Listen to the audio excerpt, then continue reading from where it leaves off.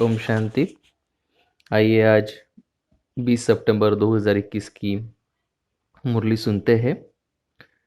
मुरली से पहले कुछ एक पॉइंट्स रिवाइज करेंगे। मुख्य पॉइंट्स, आज बाबा ने विशेष बताया था कि बाबा आया है तुम्हें श्रेष्ठ कर्म सिखलाने, जिससे तुम 21 जन्मों की बादशाही का वर्षा ले सकते हो।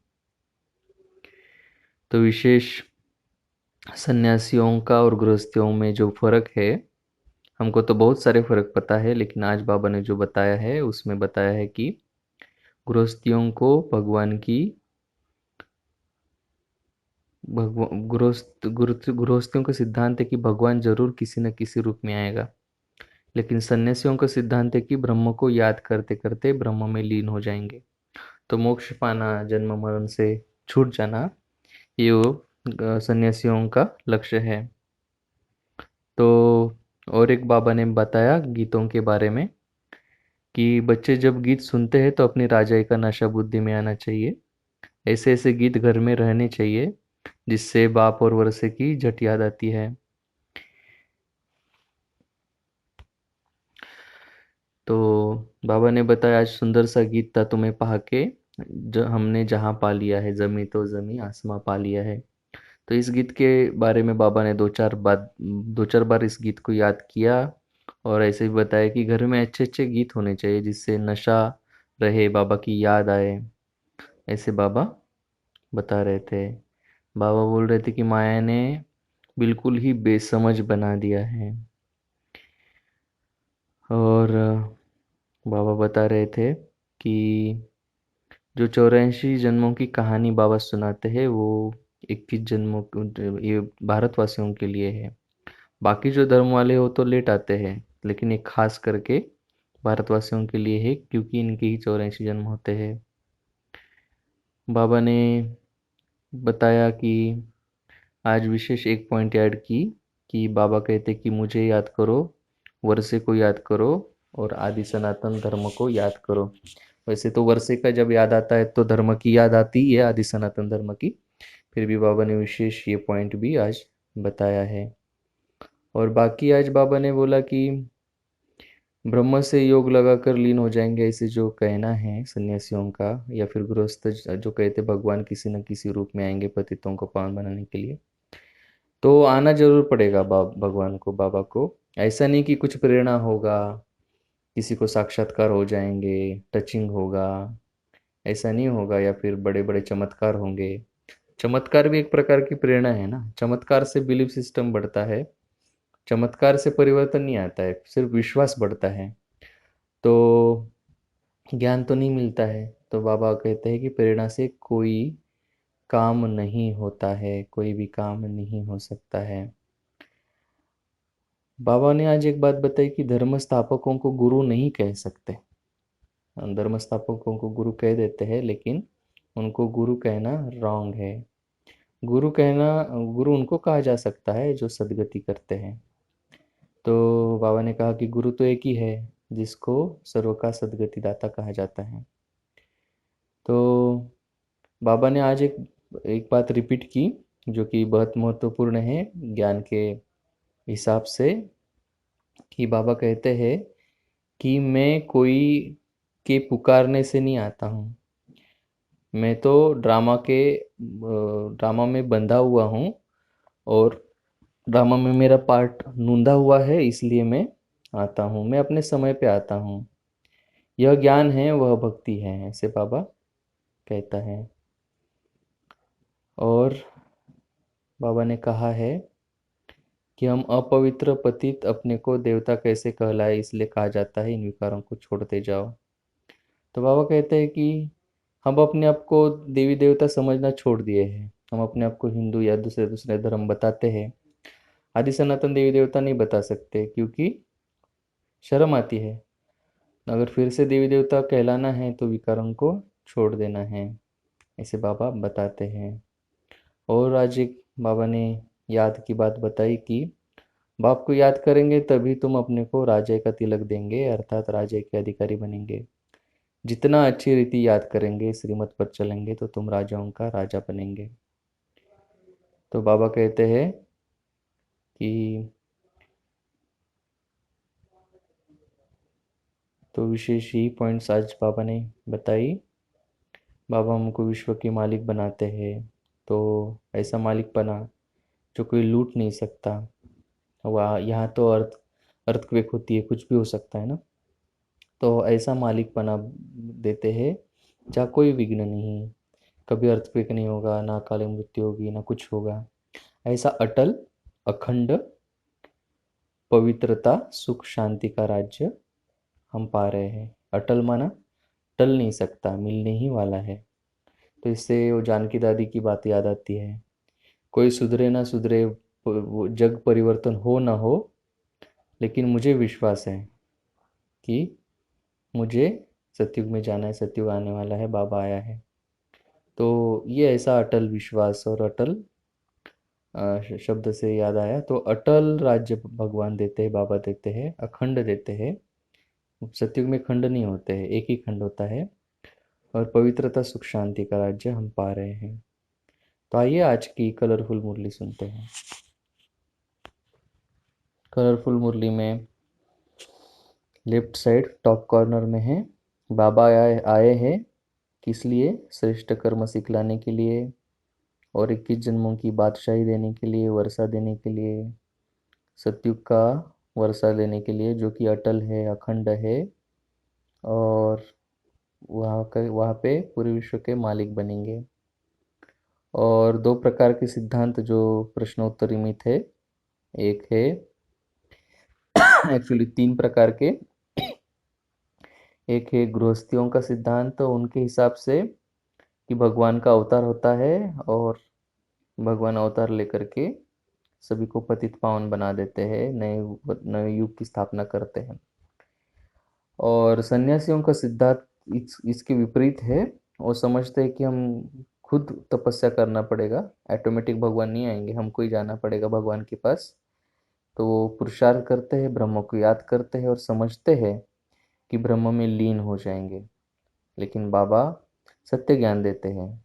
बाबा कहते हैं कि मैं ऐसा प्रेरणा वगैरह नहीं देता हूँ, मैं शिक्षा देता हूँ आकर के। और शरीर लोन लेते हैं बाबा और ज्ञान देते हैं।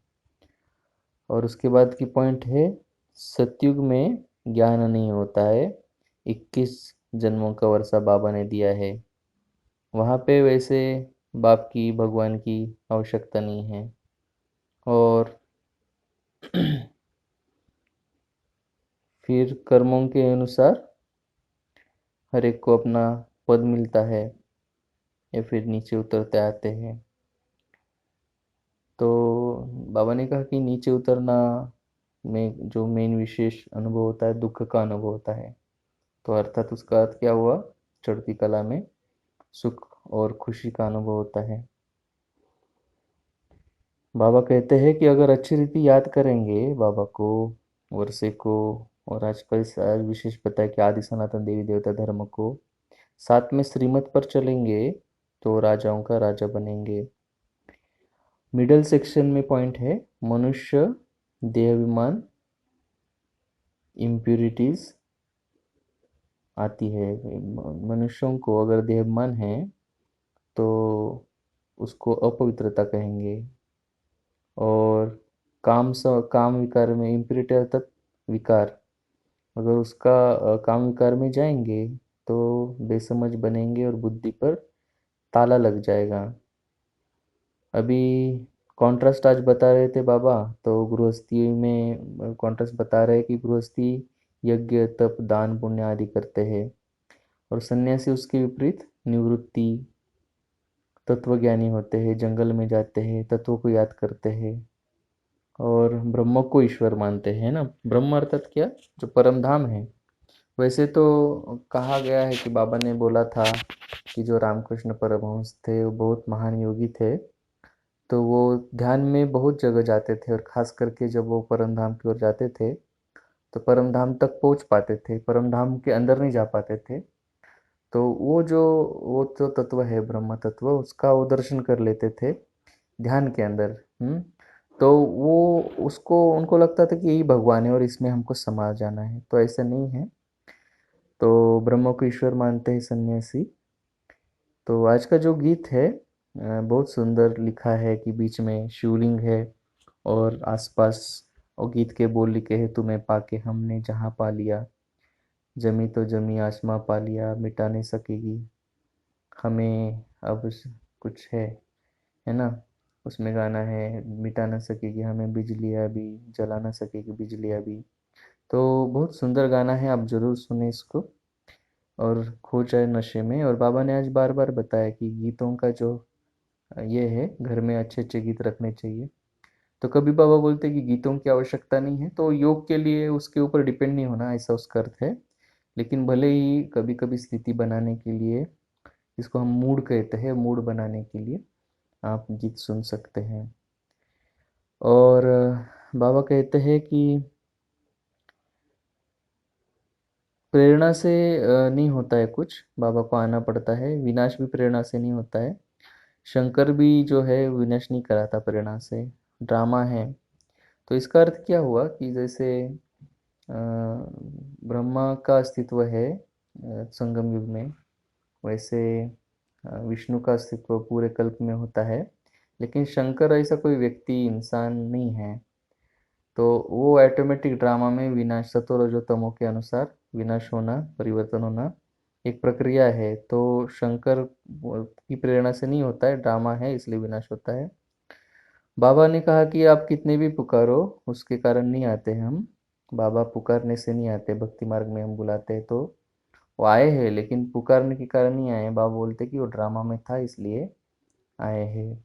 और नर से नारायण बनाने की कथा बाबा सुनाते हैं। तो आज 3 कथाओं की बारे में बाबा ने बताया कि अमर कथा फेमस है, सत्यनारायण की कथा फेमस है, और तीजरी की कथा भी बहुत प्रसिद्ध है। तो सदगति अर्थात जीवन मुक्ति, जीवन को, जीवन में मुक्ति का अनुभव, रावण से मुक्ति। तो बाप विश्व की बादशाही देते हैं जो कि अटल है, अखंड है और अडोल है, और जहाँ पे हमेशा पवित्रता है, सुख शांति है, 21 जन्म कायम रहती है ऐसी बादशाही। और कोई भी उसको छीन नहीं सकता, लूट नहीं ले सकता, अर्थक्वेक नहीं हो सकता, है ना। वहाँ पे धर्म होता है अद्वैत, राम राज्य होता है। तो आइए, आज के धारणा के मुख्य पॉइंट थे। धारणा के मुख्य पॉइंट थे कि अपने आप को राजा का तिलक देना है, देने के लिए याद की मेहनत करनी है, सब विकारों को छोड़ देना है। अपने आप को राजा का तिलक देने के लिए याद की मेहनत करनी है, सब विकारों को छोड़ देना है। दूसरी पॉइंट थी कि ब्रह्मा बाप समान साधारण एवं गुप्त रहना है, बाहर का ठाट आदि नहीं करना है, अपने भविष्य राजा के नशे में रहना है। ब्रह्मा बाप समान साधारण और गुप्त रहना है, बाहर का ठाट आदि नहीं करना है, अपने भविष्य राजा के नशे में रहना है। आज का वरदान था नॉलेजफुल, पावरफुल और लवफुल स्वरूप द्वारा हर कर्म में सिद्धि प्राप्त करने वाले सिद्धि स्वरूप भव। नॉलेजफुल, पावरफुल और लवफुल स्वरूप द्वारा हर कर्म करने वाले सिद्धि प्राप्त, कार्य में कर्म में सिद्धि प्राप्त करने वाले सिद्धि स्वरूप भव। विश्लेषण था, जब वाणी द्वारा सर्विस करते हो तो मनसा द्वारा पावरफुल हो, मनसा द्वारा दूसरों की मनसा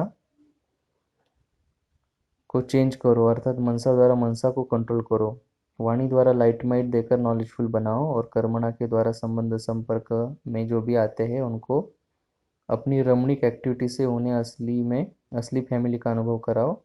ऐसे जब तीनों स्वरूप में रहकर हर कर्म करेंगे तो सिद्धि स्वरूप स्वतः बन जाएंगे। स्लोगन, अपने पास शुद्ध संकल्पों की शक्ति जमा करो तो यह शक्ति सेफ्टी का साधन बन जाएगी। बहुत सुंदर स्लोगन है, अपने पास शुद्ध संकल्पों की शक्ति जमा करो तो यह शक्ति सेफ्टी का साधन बन जाएगी। अच्छा, ओम शांति।